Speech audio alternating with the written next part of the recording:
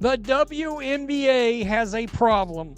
Guys, there's ratings for a couple of these games that are eye-poppingly bad. Kathy Engelbert, this is what happens when you don't protect your superstar. We all knew Caitlin Clark's absence was going to hit the WNBA hard. But now we're seeing just how deep the damage really goes. And those pay us what you owe us shirts? Let's be honest, they're aging like milk left out in the sun. The latest viewership numbers are in, and the drop-off isn't just big, it's catastrophic. But here's the real problem: this goes far beyond a simple ratings dip. What's coming next could be even worse for Kathy Engelbert and the entire league. Because now, new updates on Caitlin's recovery are surfacing. And let's just say the story fans have been told so far isn't the full truth. This is shaping up to be a full-blown disaster for the WNBA in real time, and possibly the biggest "I told you so" moment Caitlin Clark's fans have ever had. So let's break it all down: the numbers, the fallout, and the truth behind Caitlin's injury timeline. But first, make sure to hit that like button to wish her a full recovery, no matter how long the road may be. With those shirts of "pay us what you owe us," and then do that in the All-Star game. The players' t-shirts weren't the only statement at the All-Star game. We also got a live preview of exactly what the WNBA looks like without Caitlin Clark. And let's be real, it wasn't pretty. But you'd never know that from the way the media spun it. Without Caitlin in the lineup, viewership plunged 36%. Yet ESPN ran with a headline bragging about a triple-digit increase by comparing it to 2003, the year before Caitlin even set foot in the league. They must have thought no one would notice. Instead, it backfired in classic Streisand effect fashion, making the crash stand out even more. Add that to the "pay us what you owe us" shirts and a flat, uninspiring performance on the court. And the players didn't just take a PR hit, they got roasted online. But here's the kicker: that wasn't even rock bottom. Because now we've got the numbers from the most recent Fever Sky game with Caitlin and Angel Reese both sidelined. And the drop-off from their first matchup is absolutely jaw-dropping. Let's take a look right here. First time these two teams matched up this season. 2.7 million average views on ABC. Peaked with 3.1 million viewers. Up 115% versus last year's season average on ABC.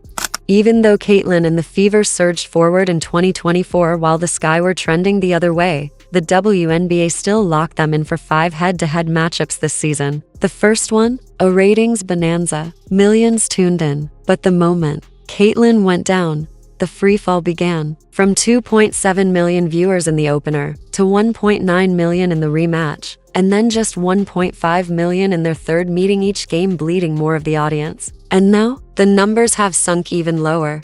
1.31 million? We have officially regressed.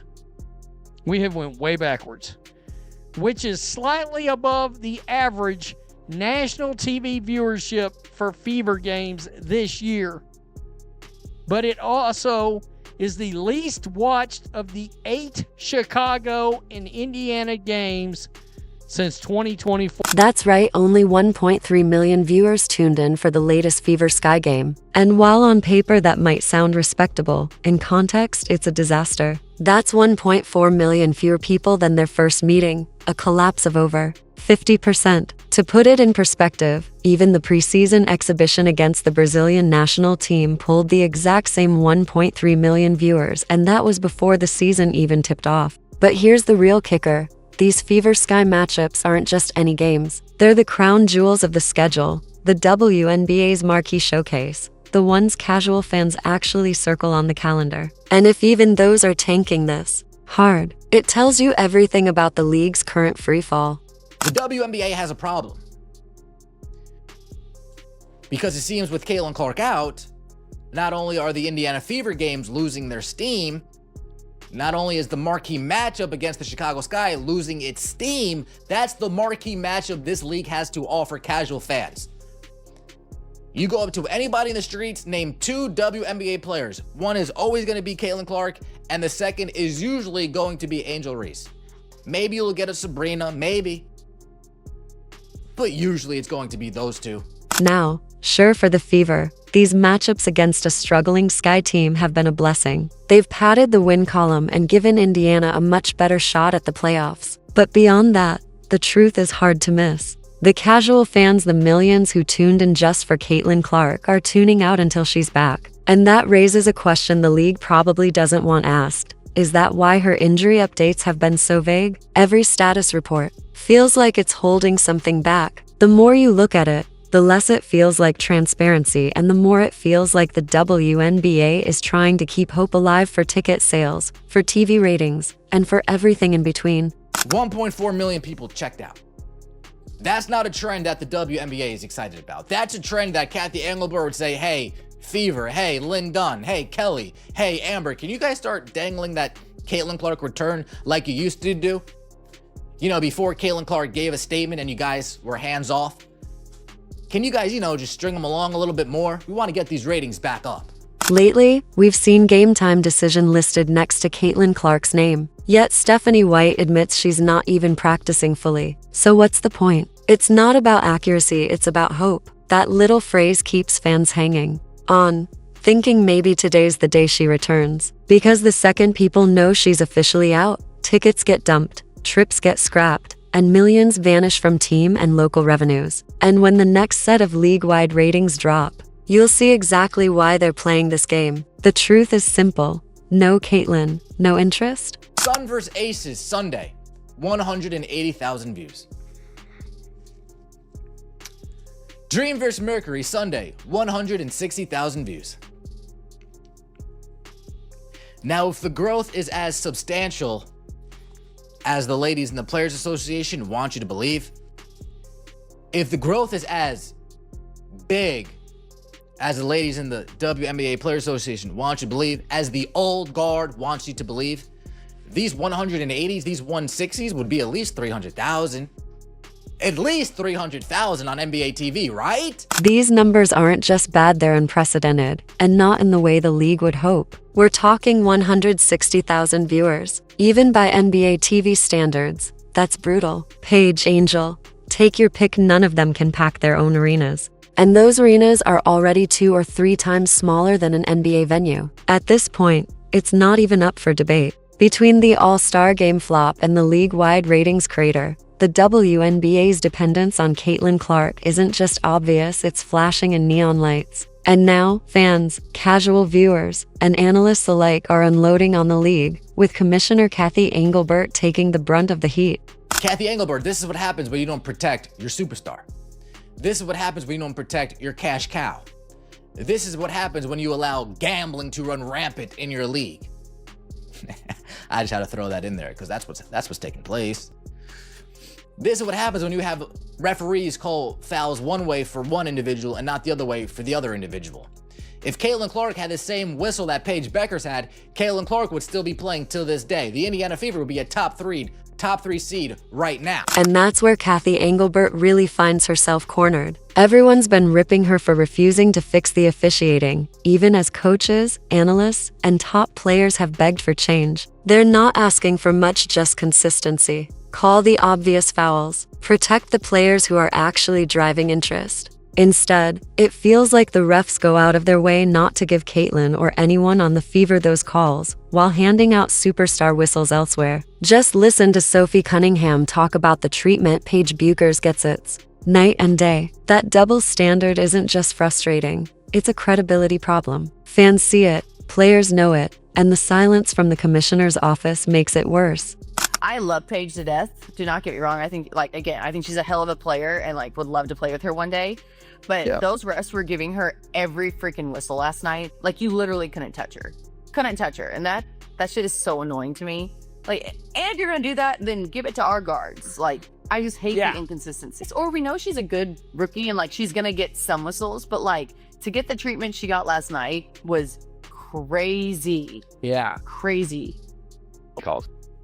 Well, she's gonna be one of those players that she's already gonna be a GOAT. She's gonna be a Hall of Famer. Everyone knows that she's freaking hell of a player. But getting some of those whistles already, oh my, I couldn't. The Connecticut Sun game was the black eye of the season, the clearest, most public symbol of the abuse Caitlin's taken on the court with nothing more than a slap on the wrist from the league. That moment didn't just expose the officiating. Problem: it cemented the feeling that the league won't protect its biggest draw. And that's why Caitlyn's fans barely flinch when the ratings crater without her. They'll tell you flat out, if she's out, I'm out. Because without Caitlyn in the lineup, the complaints never change. It's slow, it's stale, it's boring. Between the two rivals, I can tell you a big problem right now.